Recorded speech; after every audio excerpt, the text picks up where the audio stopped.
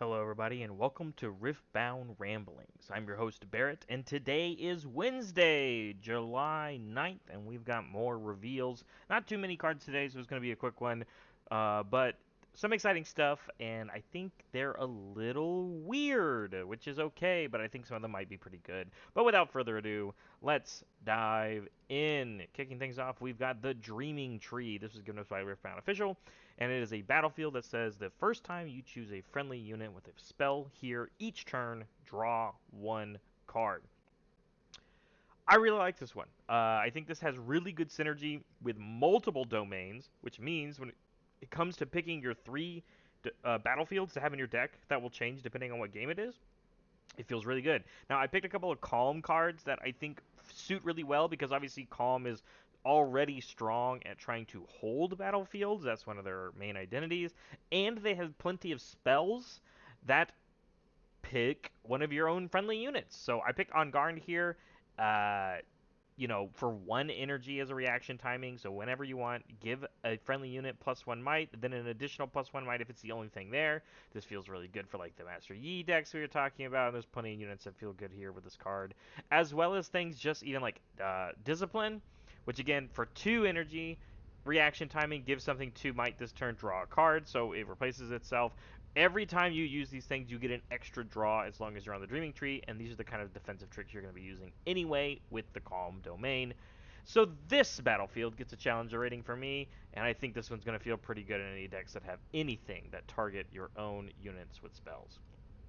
Moving on, we've got Divine Judgment. This is a 7 energy, 2 power spell for the Order domain that says each player chooses 2 units, 2 gear, 2 runes, and 2 cards in their hands. Recycle the rest. Yeah, this one is one of the weird ones. This is essentially a board reset, but it also resets runes. So the 2 power costs on this is kind of fake, because you have to be casting this with 7, and you're just going to end up with 2. Anyway, as long as your units and you have gears and cards in your hand, I guess, as long as your stuff is the best stuff on the board, this card can be pretty good. And I think if you're gonna be playing this card, it means you're probably putting it in a set deck because with the body domain, one, you can channel enough runes to maybe get to the point of playing this spell pretty early on, or earlier than normal, so that this feels better.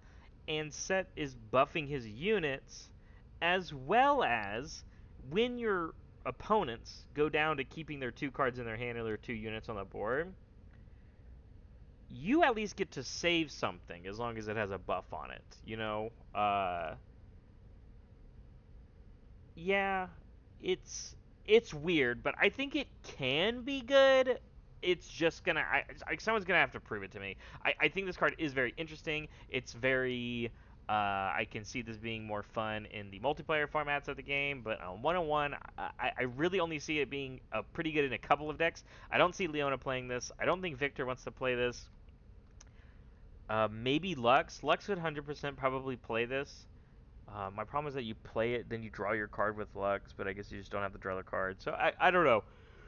The card can be good. I have to be proven why. I'm excited for people to try and break this card. Moving on, we've got the Kraken Hunter. This was given to us by the Asian Avenger, which is Krim. He makes card game content mainly for Magic and stuff like that. But for 3 energy and 2 power, you get a 5 might Bilgewater Pirate unit for the body domain. It has Accelerate, so you can pay a little bit extra and have it come in ready, which means you can attack right away. It has Assault, so actually a 6 might unit for 3. That's even better. And he has another effect that says as you play me, you may spend any number of buffs as an additional cost to reduce my cost by 1 power for each buff you spend. So essentially, if you get rid of 2 buffs, this is a crazy high value unit.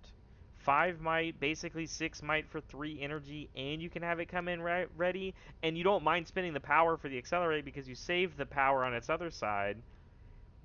It's just going to be as good as you can bank buffs in the body domain, and I think I think we can do that depending on how many copies of Cytherea we find. it it just becomes really synergistic of like this card feels probably pretty good early and it feels pretty good late. And if a lot of these body domain cards don't have power costs on them, this feels even better if they're being used or not even being used for stuff like this or on accelerate costs from things like Misfortune. So I really like this card. I think this card's actually going to be sneaky, sneaky good. Maybe not sneaky. Maybe more people, agree with this take. But it's just very high value, high might for its energy cost, as long as you can make the power a little bit cheaper. Because even if you don't have the buffs to spend, like it's still just spending power on this. So you're allowed to still play your seals for your gear seals, and you can still reduce this anyway, and you just get this high, crazy value might unit.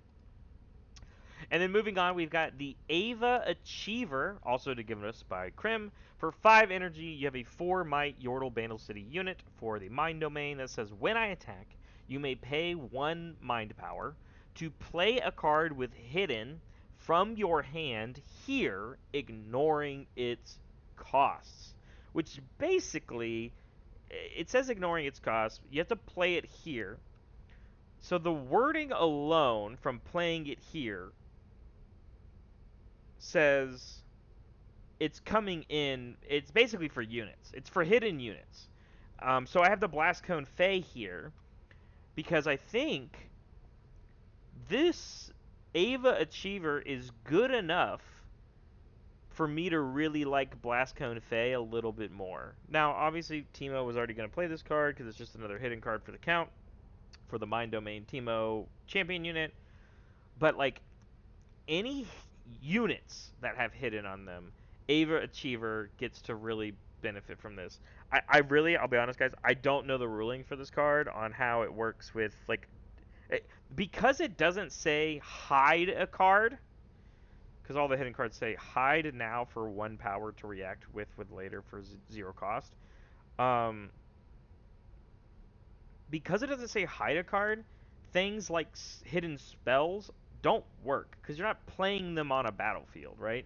But Ava Achiever says when you're attacking onto a battlefield, you play a card that has the hidden tag here. So it's for the units. So it's not just Blast Cone Fae. It's things like the Teemo Scout champion unit for the Chaos Domain. And when you play it, now you paid a power to do this, instead of like the Teemo deck that actually just plays this for 1 energy, but hidden, so you have to have already had the battlefield.